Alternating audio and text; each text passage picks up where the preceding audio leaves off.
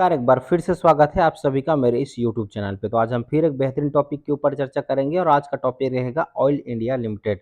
तो जैसे कि आप जानते हैं कि ऑयल इंडिया जो है एक भारत सरकार की कंपनी है और यह भारत सरकार के महारत्न कंपनी में से एक कंपनी है। तो दोस्तों कंपनी के बारे में आज हम पूरा डिटेल में जानेंगे और आप भी जिस शेयर प्राइस पर है और क्या उस शेयर प्राइस पर हम इस पर निवेश कर सकते हैं उसके बारे में हम चर्चा करेंगे। तो यहाँ पर आप देखेंगे कि कंपनी का भी मार्केट की अगर हम बात करें तो 94,172 करोड़ का मार्केट कैप है। करंट शेयर प्राइस 579 रुपये है। 52 वीक हाई 768 रुपये और 52 वीक लो 182 रुपये है। मतलब 52 वीक हाई से अगर देखें तो काफ़ी कम प्राइस में आपको शेयर का यह भी मिल रहा है। स्टॉक का पी 12 है। इसके अगेंस्ट में अगर इंडस्ट्री पी को अगर हम देखें तो 21 रुपये का है। इसका मतलब ये है कि अभी काफ़ी सस्ते प्राइस में मिल रहा है। अभी भी यहाँ से अगर डबल भी हो जाता है तो उतना महंगा नहीं कहा जाएगा। और आरओई और आरओसी की अगर हम बात करें तो यहाँ पर आरओसी 17.7% की है और आरओई 18.0 मतलब 18% की है। फेस वैल्यू 10 का है। मतलब कंपनी चाहे तो वह अपना स्प्लिट वगैरह घोषणा कर सकता है या फिर बोनस आपको दे सकता है। शेयर प्राइस में कमी के लिए वो कंपनी एक्शन ले सकता है।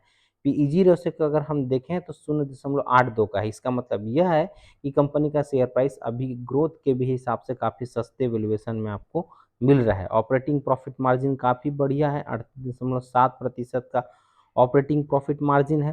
कंपनी के पास अगर हम कर्जा की बात करें तो 24,040 करोड़ का कर्जा है। लेकिन इसके अगेंस्ट में कंपनी के पास अगर हम देखें तो यहाँ पर आपको नजर आएगा 47,255 करोड़ रुपए का रिजर्व है। इसका मतलब क्या है कि कंपनी वर्चुअली रूप से डेट फ्री है। अपने कर्जे को कभी भी यह चुकता कर सकता है। इसके लिए सबसे इम्पोर्टेंट चीज़ हम देखते हैं इनका interest coverage ratio. Interest coverage ratio अगर आप देखेंगे तो 13.2 का है।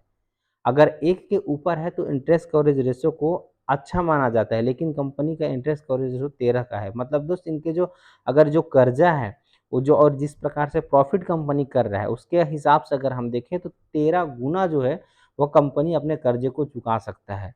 तो बहुत ही शानदार तरीके से कंपनी के पास जो है ये सारी चीज़ें अवेलेबल है। तो जैसे कि आप देख पा रहे हैं डेप्ट इक्विटी रेशो 0.50 का है। अब दोस्तों कंपनी की प्रॉफिट लॉस सेगमेंट में अगर नज़र डालें तो यहाँ पर आप देखेंगे कि सन 2017 में कंपनी मात्र 9,566 करोड़ रुपए तक का सेल्स करता था। लेकिन अभी वर्तमान में अगर हम बात करें जो फाइनेंशियल ईयर गया लास्ट 2024 का तो यहाँ पर आप देखेंगे कि 31,749 करोड़ का इन्होंने सेल्स जनरेट किया है। और अभी ट्रेलिंग 12 मंथ में बात करें तो 34,378 करोड़ का सेल्स जनरेट किया है। तो काफ़ी बेहतरीन तरीके से कंपनी ने जो इस 5-6 साल के ड्यूरेशन में बहुत अच्छा तरीके से ग्रोथ किया है। इसी प्रकार से इनका जैसे कि ऑपरेटिंग प्रॉफिट मार्जिन में बताया कि 37% ऑन एन एवरेज के आसपास इनका रहता है। अब अगर हम इसके नेट प्रॉफिट पे अगर हम जाएँ तो नेट प्रॉफिट को भी अगर आप देखेंगे तो कंपनी पहले केवल जो है 1597 यानी कि 1600 से 2000 करोड़ के आसपास जो है नेट प्रॉफिट जनरेट कर पाता था। लेकिन अगर अभी आप देखेंगे तो 6980 करोड़ का नेट प्रॉफिट जनरेट किया था लास्ट 2024 का जो फाइनेंशियल ईयर गया उसमें। और अभी जो है ट्रेलिंग 12 मंथ में 7597 करोड़ रुपए का नेट प्रॉफिट जनरेट कर चुका है। और इसका ईपीएस बहुत ही शानदार है। अभी वर्तमान में 41.77 रुपये का अर्निंग पर शेयर है। तो ये कंपनी के लिए काफ़ी अच्छी बात है।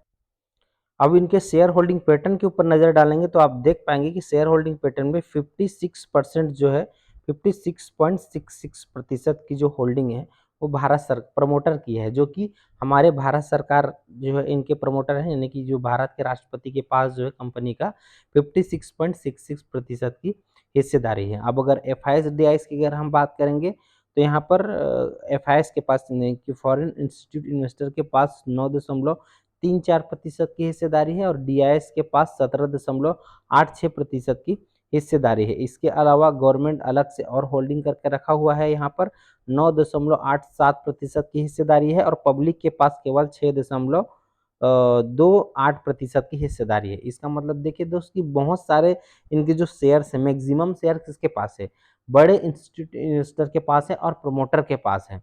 तो ये एक अच्छा संकेत होता है किसी भी कंपनी पर जब कोई पब्लिक का होल्डिंग कम रहता है और बड़े इंस्टीट्यूट इन्वेस्टर का जो होल्डिंग अधिक रहता है, तो एक अच्छा संकेत माना जाता है।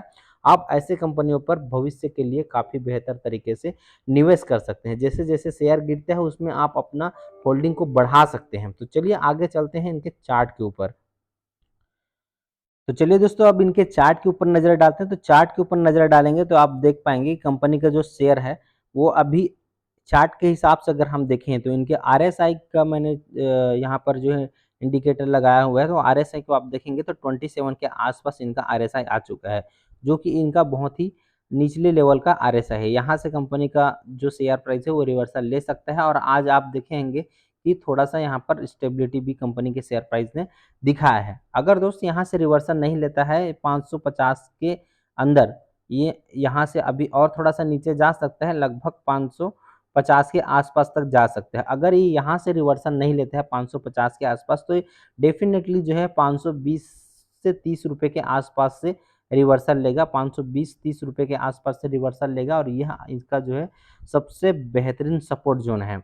चूँकि अभी आप देख रहे हैं कि आरएसआई इनका जो है 27 के नीचे आ चुका है, 27 के आस-पास आ चुका है, तो जैसे 20 के आस-पास इनका आरएसआई आता है, तो शेयर प्राइस काफ़ी बेहतर तरीके से रिवर्सल लेगा। अभी जो कंपनी का शेयर प्राइस गिर इसलिए रहा है, जैसे कि आप देख रहे हैं कि यहाँ से कंपनी का शेयर प्राइस गिर रहा है, तो क्रूड ऑयल का प्राइस आप देखे होंगे कि जो $70 के नीचे आ गया है और जैसे-जैसे क्रूड ऑयल का प्राइस नीचे आता है, तो ऑयल कंपनियों को काफ़ी नुकसान होता है, उनके मार्जिन में इफ़ेक्ट आता है, जिसकी वजह से ऑयल कंपनी जितने भी हैं, उनका शेयर प्राइस जो है गिरता है। इसके पीयर्स भी हैं, ओएनजीसी वगैरह आप देखेंगे, उन सभी कंपनियों का भी शेयर प्राइस अभी आपको नीचे गिरते हुए नज़र आए हैं। तो दोस्त अगर आप चाहेंगे इन्वेस्ट करना तो यहाँ से आप जो है इन्वेस्ट कर सकते हैं। कंपनी काफ़ी बेहतर है, बेहतरीन है, फंडामेंटली स्ट्रॉन्ग है, डेट फ्री है, डिविडेंड भी प्रोवाइड करता है। तो अगर अगर यहाँ पर देखेंगे कि अभी गिरावट में मिल रहा है, तो ये आपके लिए मौका है। क्योंकि दोस्त हर समय जो है इस प्रकार की कंपनी इस प्रकार की गिरावट में नहीं मिलते। जब उस पे कुछ न्यूज़ आता है, खराब न्यूज़ जिसके वजह से कंपनी का शेयर प्राइस गिरता है।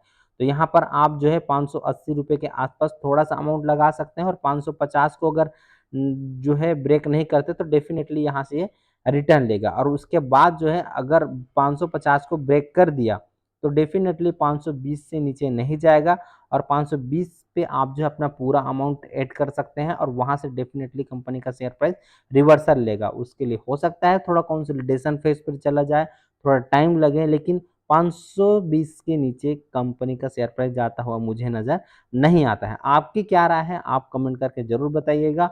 मिलते हैं ऐसे ही बेहतरीन नेक्स्ट वीडियो पे। Thank you.